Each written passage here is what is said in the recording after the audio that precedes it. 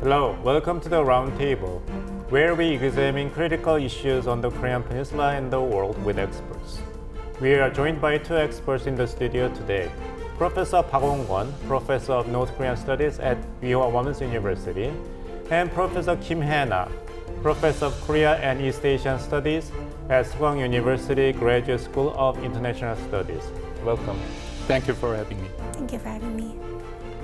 A lot of global affairs happened last week, grabbing our attention. You must be quite busy analyzing that. Yes, especially because of the Middle East situation. Yeah, during the weekend, I have to follow what kind of a situation there, and this is very important at the moment. Definitely. How about you, Professor Kim? There's a lot of events going on right now, so I'm trying to objectively analyze them every day.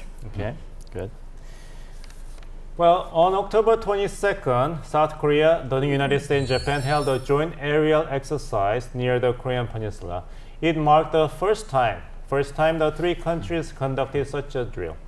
Professor Park, what kind of significance can we delineate from this joint exercise? You are quite right. This is for the first time. Actually, three countries do have this kind of aerial exercise. Of course, South Korea, United States, and Japan has conducted several times of the joint military exercise. I think a couple of points that we have to think about. First, because of this North Korean threat, and we have experienced North Korean threat since especially last year, for the first time in the past several decades, the highest number of the provocation by launching their missiles. So it makes the three countries more cooperate with each other to deter the North Korean threats. So it's extended to the aerial exercise.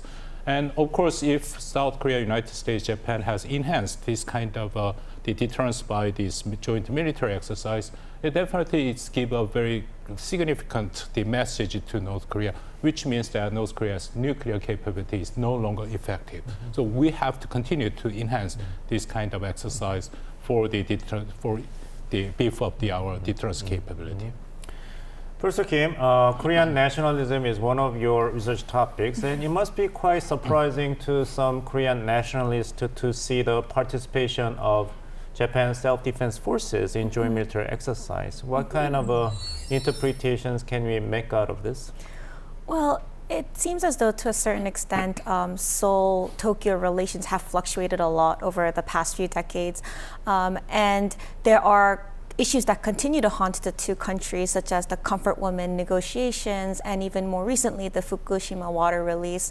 But the current administration is working very hard to amend relations, and South Korea is working with the United States in close policy coordination to improve relations and rebuild mutual trust, which I think is a great achievement.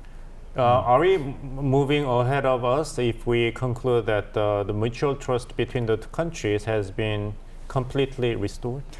Completely would be a bit strong, but I think we're on the right track towards building mutual trust. All right. Earlier this month, the government dispatched a military transport plane to airlift Korean citizens out of Israel. At the time, 51 Japanese nationals were brought back abroad to Korean aircraft, along with 163 Korean citizens. As this was reported by Japanese news outlets, Japanese people posted messages online expressing gratitude and appreciation to Korean government and Korean people. Professor Park, does this mean that Japanese people are attaining very positive attitude towards Korean people? Yes, of course. And think about the past several months, as already Professor Kim Hae-na mentioned, that the South Korea, and especially President Yoon Suk-yeol himself, paid a lot of his political resources to normalize the relationship between South Korea and Japan. We know that what happened for past several years, the very lowest point vis-a-vis the relations between these two countries. And then we are in the right track and right direction. And because of this one, we finally have the Camp David summit among the three countries. And then it's definitely give a huge kind of a benefit in terms of deterrence against the North Korea. And also the three countries can prepare the many global issues together. And that's another very important for South Korea too. But internally, the Japanese government is being criticized for not being quick enough in evacuating Japanese people from Israel. It also came under fire for charging airfare to people wishing to board a jetliner Tokyo chartered to bring back Japanese citizens out of Israel. It seems these negative public sentiments are reflected on approval ratings for Prime Minister Fumio Kishida. In all surveys recently conducted by major Japanese news outlets, support for his cabinet dropped to the lowest level since it was launched 2 years ago. Professor Kim, what accounts for the political crisis for the Kishida administration? Yeah, so it seems as though many are disillusioned with the Kishida administration right now. Part of it may be due to the fact that there are a lot of economic and social woes. But one of the biggest issues in recent times has to do with the My Card system, which is a plan that the Kishida administration made to keep track of people's information, including their social security information and tax information.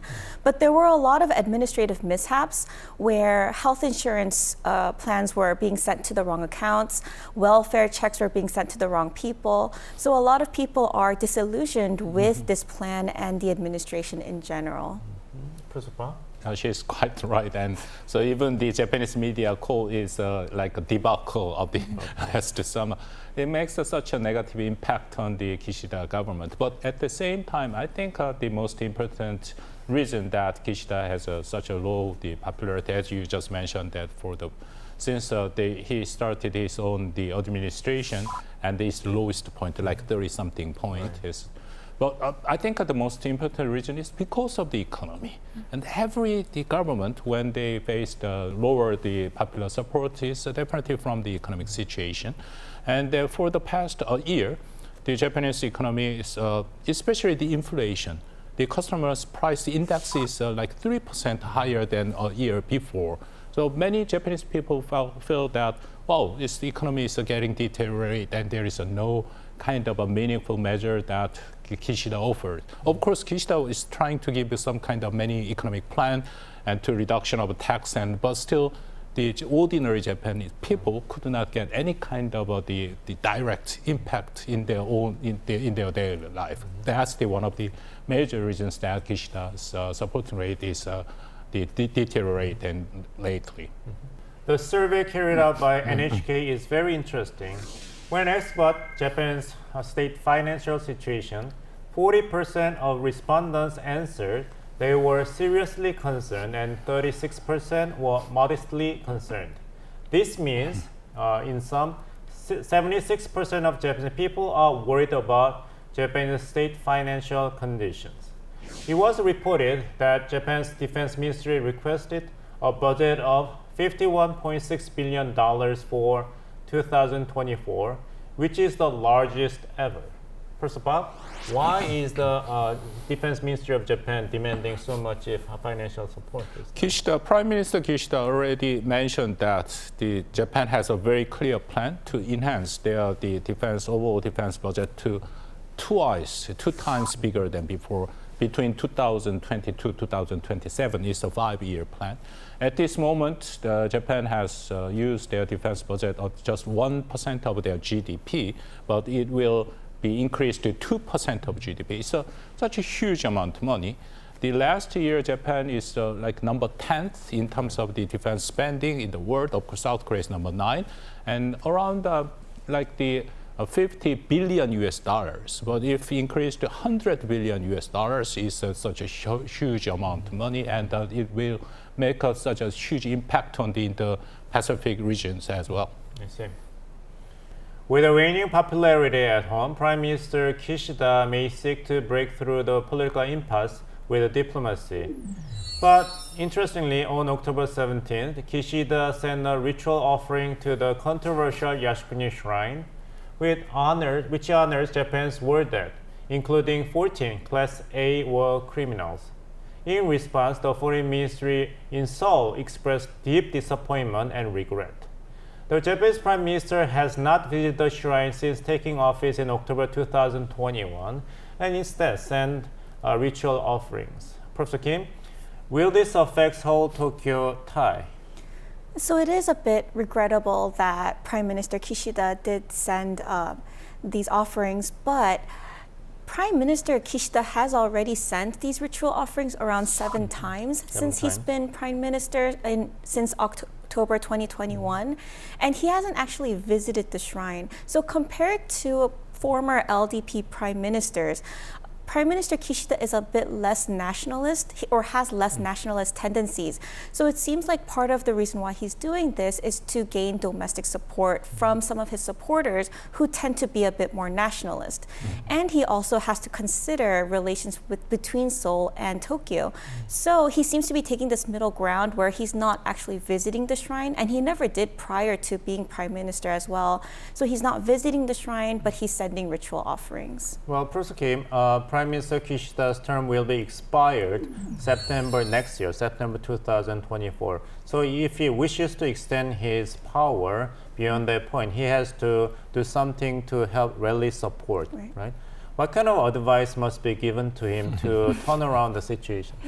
I'm not sure if I can provide good advice here, but as Professor Park mentioned earlier, the Kishida administration is working on a new economic stimulus plan, and it'll be publicized at the end of this month. The package is supposed to include issues related to combating inflation, increasing domestic investment, increasing infrastructure investment, and also tackling issues related to population decline. And right now, the public seems to not have a lot of support for this plan and does not seem to be very hopeful about the plan. But we can imagine that to a certain extent, if the package does succeed, this can improve his ratings. Professor Park, how do you see the current situations for the Prime Minister Kishida, and what kind of future lying ahead of him? Well, I definitely agree with Professor Kim, and definitely it's very important to make the Japanese economics better. I think it's always economy. Always economy, always, especially in for the election, the economy is the most important factor.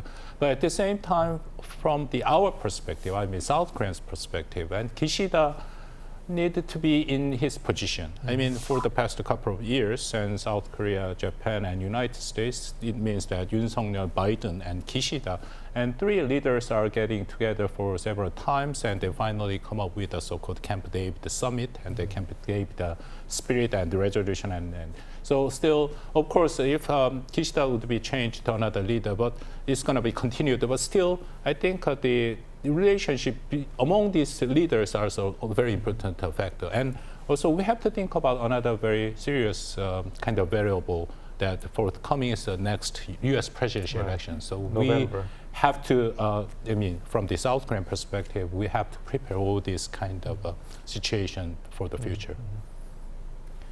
Stronger cooperation between Korea and Japan is important for regional stability in Northeast Asia. We need to pay close attention to the Kishida cabinet's next moves. Last week, a variety of fears happened on a global scale. We have some pictures to sum them up. Let's take a look.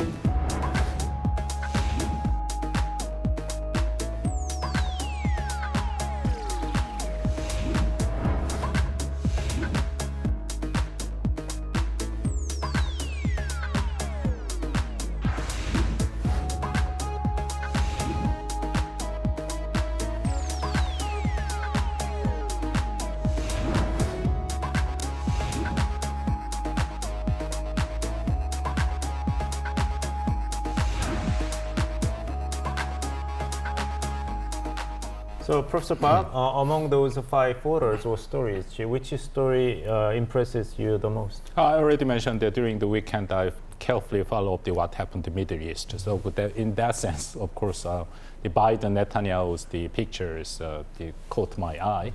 And this is a very important moment, especially that picture that clearly means that the special relationship between Israel and the United States. And even President Biden, is very quickly came to the Israel and then shows the undivided support to Israeli people. So we all know that Israel and the U.S. has a special relationship for past several decades. It's another evidence that how special it is. Professor Kim, which story grabs your attention most strongly? For me, the picture between Xi Jinping and Putin really stood out, especially because during the summit itself, Xi Jinping made the comment that we need to build a fair, more multipolar world, which indicates that Xi Jinping is not satisfied with the current world order. So I thought that was a little bit more interesting, and it will speak to how things move forward between the two countries. I see. Next, we are going to discuss more about the Seoul International Aerospace and Defense Exhibition 2023. Cutting-edge weapons and military equipments were displayed at the Seoul ADEX 2023. This year's edition boasted the largest ever scale, with 550 companies from 35 countries taking part. It is not too much to say the exhibition showcased the power and potential of the Korean defense industry. Professor Kim, what was the biggest attention grabber for you? So I think the KF-21 made by Kai flew for the first time in front of the domestic public. That stood out quite a bit to me. Also, this year marks the 70th anniversary of the ROK-US alliance, as well as the 70th anniversary of the end of the Korean War. So the US seems to have participated a bit more actively this year. And through that, we saw the US B-52 bomber land in the Korean Peninsula for the first time during the opening ceremony of the Seoul ADEX 2023. So those two things really stood out to me. Speaking of the opening ceremony, President Yoon Suk-yeol made an appearance in the opening ceremony and introduced the nation's defense systems one by one and explained that the nation's defense industry is writing a new history. The defense industry has been growing to become another driving force behind the growth of the Korean economy, along with steel, automobile, and semiconductor industries. Professor Park, what has been making such a great strides? Well, there are several reasons. First, because of the Korean War, and still because of the North Korean threat, South Korea has no choice but to prepare the war for past 7 decades, 70 years. So during the whole process, South Korea has continuously developed their defense industry. That's the first one. It's about motivation. And the second one is that South Korea, since 1970, then President Park Chung-hee decided to develop heavy industry. At that time, the main reason that the South Korean government decided to put that emphasis on heavy industries, that's related to the defense industry too. But South Korea successfully built the shipbuilding, automobiles, and the steel companies, and all those are very important bases for defense industry. And that finally turned out that we have enhanced the high-tech, the defense industry. And finally, it's an interesting point. North Korea themselves, since 1960 and Kim Il-sung period, they are trying to do the same thing. It's a so-called Pyeongjin line. Pyeongjin means that simultaneous pursuit of defense and economy industry, but they failed. So that's the huge difference between North and South Korea. That's very interesting. Bolstered by the government support, the nation's defense exports have also been growing. According to the Stockholm International Peace Research Institute, or SIPRI, between 2018 and 2022, Korea was 9th in the world for arms exports, accounting for 2.4% of the global market. Professor Kim, Korea defense products are getting more recognition in the global market. Why is it? One of the main things that South Korea really stands out and is in terms of price competitiveness. So Korea has a very big military, and because of that, there's strong domestic demand for weapons. And as a result of that, the defense industry gets to enjoy economies of scale, where the prices are become more affordable in terms of developing these weapons. In addition to that, we also see speed of production. As Professor Park mentioned earlier, because of the North Korean threat, South Korea's facilities always have to be prepared to make weapons. So it, as a combination, work in line in terms of making South Korea very strong. But additionally, the current administration is also planning to make South Korea's defense industry rank in the top 4 within the next 5 years, which also shows that the government is working to push for this as well. I see. In February 2022, Russia launched a military invasion against Ukraine. And since then, countries around the world have been moving to beef up national security, as well as the US, the UK, France, Germany, South Korea. China and Japan increased their defense spending. This year, Japan increased the defense budget by 26%, and South Korea by 5%. Amid the war in Ukraine and the Israel-Hamas conflict, global arms sales are surging. Professor Park, are you concerned as a security expert coming arms race at global scale? Yes, definitely. I really worry about this kind of situation, especially think about this Northeast Asia or the Indo-Pacific area. Among the top 10 countries, and 5 of them is located in the Pacific. Of course, United States, and we can say that United States is a country in the Indo-Pacific too. United States and Russia, China, and of course Japan, South Korea, and all 5 countries. And we already mentioned that Japan decided to the increase their defense budget 2 times, and South Korea already spent a huge amount of money. And then we're seeing that the China and United States are very increasing competition in this Indo-Pacific region. So another reason that China has decided to develop and expand, especially about their nuclear capability, enhance their nuclear capability. All those things can bring so-called security dilemma, which is a very familiar term for the international relations scholars. Of course, this cannot stop this kind of arms race. So I definitely kind of worry about this kind of whole situation. Despite the concern, I think the South Korean government is really committed to bolster the arms export. The government has set a goal to make Korea the world's 4th largest defense exporter by 2027, capturing a market share over 5%. Currently, the United States is the largest arms exporter in the world. What should Korea do to do more, enhance the competitiveness edge in the defense industry? Professor Kim? So in order to enhance its competitive edge, I think South Korea should invest more in the defense industry and also invest more in similar fields such as AI, robots, space technology, which will allow for the different fields to work together. Also, the government should invest more in small and medium enterprises, SMEs, that focus on the defense industry in addition to providing support for conglomerates in the same field. All eyes are on whether or not the defense industry will become a solid growth engine for Korea in the future. All right, the past week, the world has been filled with crises and challenges. What issues do we expect coming our ways in the coming week?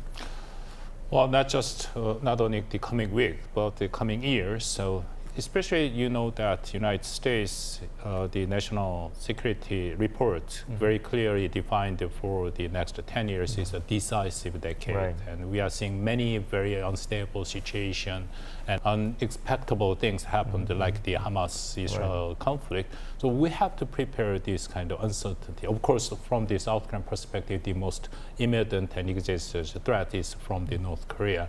And North Korea has actually mentioned that they are planning to launch their military satellite this month, but haven't seen any kind of sign at this moment. But for sure, North Korea will launch the satellite, military satellite. At the same time, we already briefly mentioned about the very close cooperation between North Korea and Russia. North Korea has continued to support their ammunition and the military equipment to Russia for the Ukraine war. Is going to be a huge challenge for the global security too. Professor Kim, what do you expect coming in this uncertain and conflictual world? So as Professor Park mentioned earlier, we have to keep an eye out on the Middle East. We saw Joe Biden visiting Israel, and even though Israel is deciding whether or not to send in ground troops, we know that Joe Biden, in the very least, is trying to de-escalate the situation. So depending on that, we'll also see whether or not Hezbollah officially joins in on the conflict. So I think that's one of the most important things to look out for. Yeah, there will be another game changer. Right. Professor Kim, Professor Park, thank you so much for joining us in the studio and sharing your insights today. Thank you. Thank you. Thank you. This wraps up this week's episode of the Roundtable. We sincerely invite you to join in prayer for those who suffer from war-ravaged zones in the world. We'll be back same time next week. Thanks for watching and goodbye.